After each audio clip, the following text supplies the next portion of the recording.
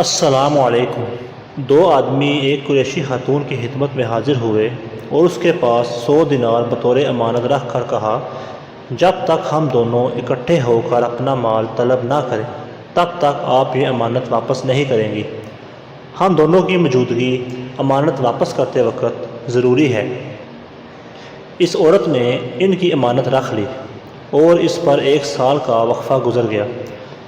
1 سال کے بعد ان دونوں میں سے ایک شخص اس خاتون کے پاس آیا اور کہنے لگا کہ میرے ساتھی کا انتقال ہو گیا ہے، اس لیے جو 100 دینار ہم نے تمہارے پاس امانت رکھے ہیں مجھے دے دو۔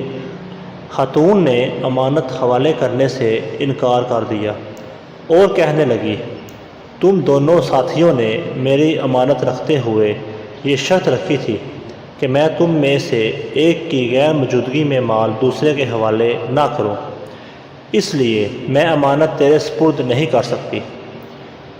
اس آدمی نے خاتون کے اہل خانہ اور پڑوسیوں سے مدد طلب کی۔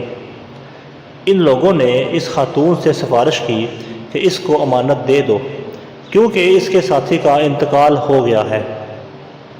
لوگوں کے بے حد اصرار اور سفارش پر اس عورت نے امانت اس شخص کو دے دی۔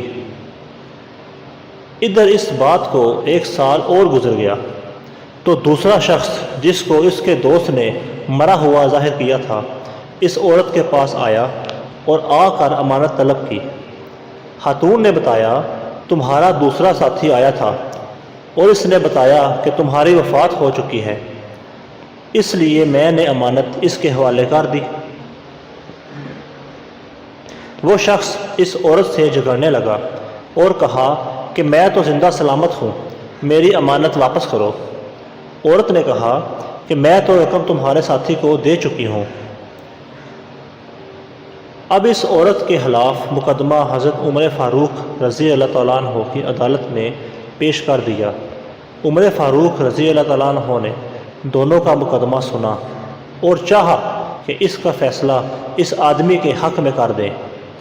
اچانک انہوں نے کچھ سوچا اور پھر فرمایا، اس مقدمے کو ہم علی بن ابی طالب کے سپرد کرتے ہیں، اور ایک روایت کے مطابق خود دونوں کو لے کر حضرت علی رضی اللہ تعالیٰ عنہ کے پاس آئے۔ حضرت علی رضی اللہ تعالیٰ عنہ دونوں کے بیانات سنے اور معاملے کو بھاپ گئے کہ اس عورت کے ساتھ دھوکہ ہوا ہے۔ چنانچہ فرمایا، کیا تم اس خاتون سے یہ شرط نہیں رکھی تھی کہ مال ایک کی غیر موجودگی میں دوسرے کے حوالے مت کرنا؟ اس آدمی نے جواب دیا، ہاں یہ شرط تو رکھی تھی۔